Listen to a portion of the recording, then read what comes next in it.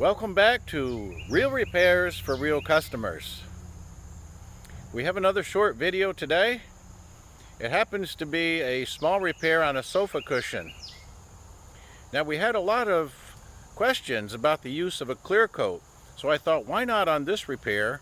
Let's take a few minutes to discuss how and why I use a clear coat, and you can decide if that's going to work for you as well. Also, some of the repairs we've had on furniture have been rather large, and we brought them into the shop.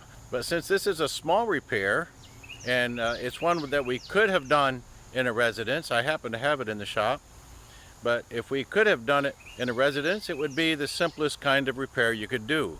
So let's also, on this repair, let's address what is the simplest, right, the most basic kind of approach to this repair that we can do with a minimum of equipment.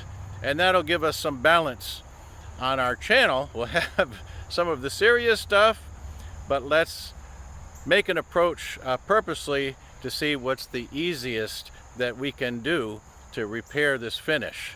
So let's go to work.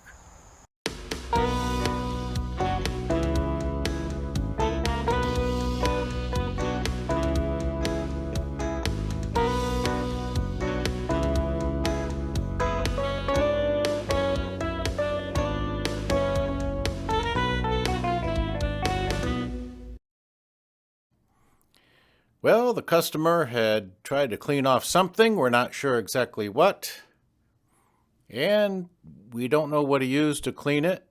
We never will. The customer likes to keep that kind of information private for some reason.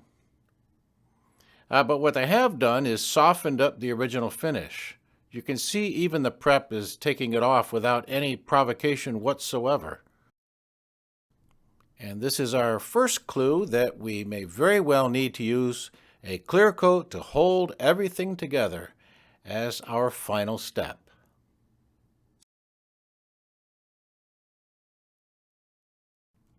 I have a couple of colors in my furniture repair box as leftover premixes. So we can dab them right on the seat and dry them down and get a really good look and see what adjustments will need to be made. You saw the two colors in the seat. One is a brown and the other a darker brown, almost to black. So we'll be doing the same two-color application. You will begin to enjoy two-color applications because they are random. And that randomization makes it easy for you to do a repair on site. We don't have to do a blanket coverage with the color. We can simply dab in each color randomly. That saves a lot of work, and it allows us to do it manually instead of needing more equipment. So we like these two-color jobs. Now, having the full spectrum light helps us to see the differences in color. We notice that our brown color needs a bit more red in it, so we can adjust that. The darker color is a little bit too dark.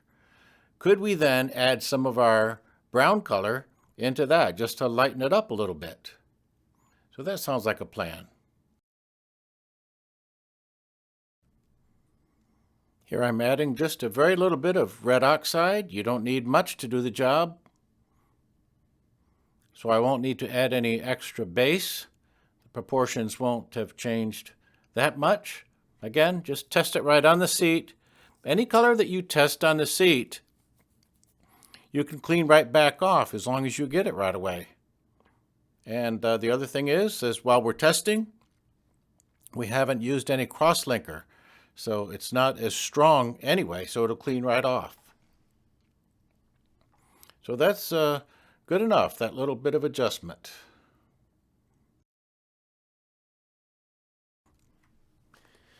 Now, we said we were going to keep this simple, so we're going to use a folded up piece of Bounty towel just to dab our base color on. Looks like it'll take a few coats. By the way, this isn't the base color, actually. We can see the base color is the yellow. So we're putting on really the first dark coat, the brownish coat. We've noticed in a lot of new furniture that the colors don't seem to be staying on very well anyway. We don't know why this is.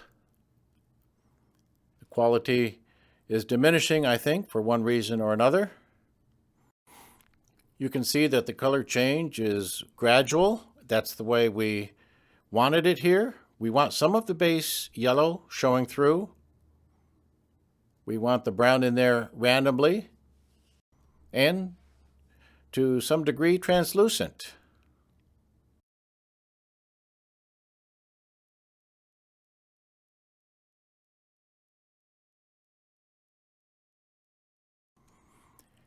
And of course, we're doing likewise with our darker color, keeping it random, letting the other colors show through.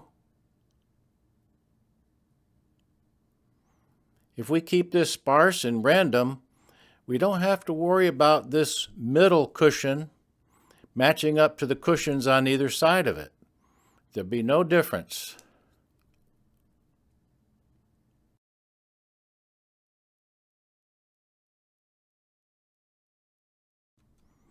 So as you can imagine, each cushion is unique, and the way you apply this is going to be unique to your circumstances and your judgment. Everybody's judgment may be a little different.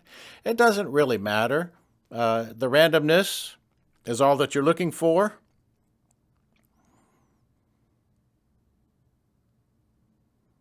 And because it is random, it hides everything.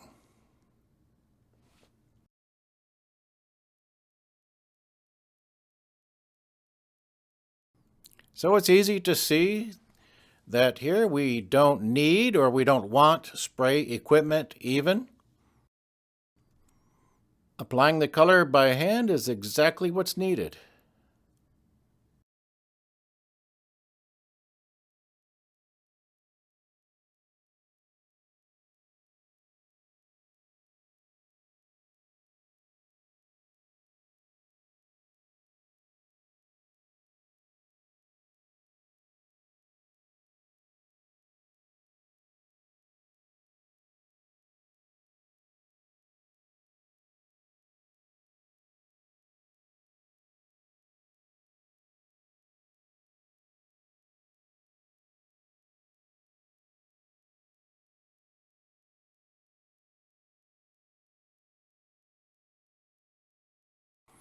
On final inspection, there is a little touch-up that I want to do where the original damage was, and then I just want to help the cushion overall.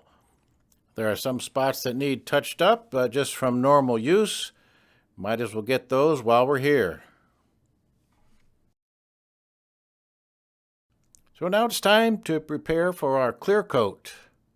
For the clear coat, of course, we want to match the original sheen of the cushion. Traditionally, the clear coat has been used to adjust the sheen of the repair. However, I would strongly suggest that we change the way we look at that. If our repair was shiny, how many coats of clear would be necessary to make it flat or matte finish? Maybe too many coats than what would be practical. On the other hand, if our base coat colors were a matte finish, then the matte clear would only have to do one job, and that would be to perform its protective duties as a clear, not to change the gloss. The matte clear would only preserve the sheen that we are targeting. If our couch is a high gloss couch, then our base coat color should also be high gloss. Then our high gloss clear doesn't need to be multiple coats. It simply preserves the gloss that we're looking for, and its main job is just to provide a layer of protection. So we don't need multiple coats, we'll just need one coat. And it'll be more flexible and more durable. And not to be overlooked is that one coat will be more uniform. So we're happy to break from tradition when it makes good practical sense for our specific industry. Now this clear is 50/50, high gloss, and satin. We have the ability to customize our clear coat. We talked about the polyester cushion and how flexible that is, so that the leather needs to be flexible as well. So we have a flex additive that's handy for furniture. It works well, of course, for leather jackets, things like that as well. So we can just add a little bit of flex. Crosslinker we've also mentioned as far as being a strengthener to the coating. We've talked about the two things to strengthen your coating, crosslinker and baking. Slip additive is a great idea for the clear coat. You will feel a certain amount of drag over the pigmented coating. So then, as you try to slide out of the seat, clothing would tend to grab onto the pigmented coating. And if it did, then the tendency would be for it to lift off the leather. So we can counter that by putting a clear coat that contains the slip additive. They'll slide right over. Also, there is a thinner resin available. This helps the clear coat to flow better. Now, if you're spraying with a Preval sprayer, you want the clear to be a little thinner.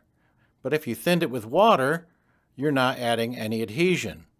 Thin it with the provided thinner, and you're adding something that will also contribute to adhesion.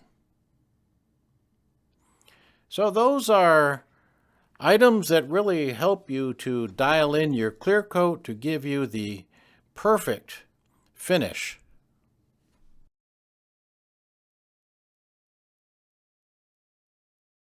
Now, to make things simple, I can strain this clear into another Dixie cup, so we don't need to go looking for another container. And as part of our keeping it simple demonstration, I'm applying the clear with a Preval stuck right into the Dixie cup. Spray from about 18 inches away. Sweeping side to side, we're clearing the entire cushion. The reason that we're doing that is to anchor down all of that color that seemed to want to lift. By clearing the whole cushion, there is no edge that tends to be grabbed when you're sliding out. If we had sprayed a small area, every time we would slide out, we would tend to grab that edge and try to roll the edge up. But this way, there is no edge. You're going to slide right across each of the color applications, every repair spot. We got you covered. Now, it wasn't until I stood exactly where the camera is that I could see one spot where I wanted some more color. From every other angle, I couldn't see anything to do with this spot. But you're probably saying, "Hey Rick, how about that spot in front of the camera?" All right, it's last call for any color touch-up and any clear. So we kept it easy and simple with primitive equipment. Got the job done. The clear coat did its job in duplicating the factory finish. And when the customer got it back, he said he could not tell that that cushion wasn't originally the factory cushion. Thank you for watching, and if you would subscribe and hit that bell to get the notifications, or give me a thumbs up or a thumbs down, whichever you want to do, that would help the channel to get out there and help more people. Thank you so much.